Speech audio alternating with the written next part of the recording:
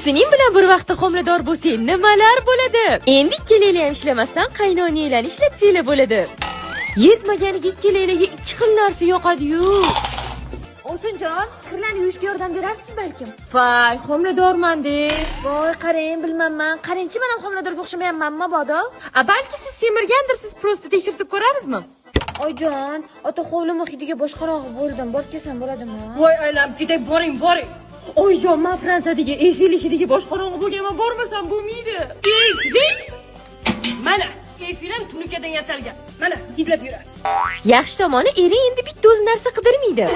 Siz nimaga chiqaryapsiz eringizni? Balchiq hillagim keldi o'zingizcha. Endi bahorda yo'q narsa shu tarvuzdek. O'z joyiga ham kelyapti, prosta ovora qilishmasdi-da.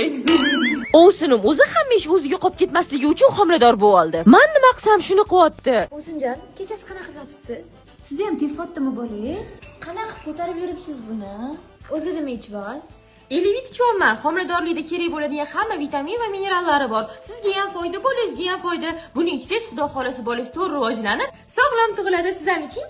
Endi butun mahallani qiladigan bittagina ishi bizani tug'ishimizni kutish. Qachon tug'asizlar endi?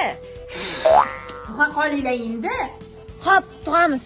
Voy, sizni qoningiz vahshiy katta ekan. Ikkita tug'ing. Bo'ldi, shunaqa qilaman. Nima qilishni bilmay yuruvdim-da. Ana hammasi tugadi. Bir amallab qutulib oldik. O'zi ham bir kunda farzandinglar 3 kiloyi 200 tug'ildi. Farzandinglar baquvvat va sog'lom. Chunki oyijon bizga elivit ichirganlar. Shu elivit oyim paytlarda bo'lganda bormi? Men ham sog'lom tug'ilardim.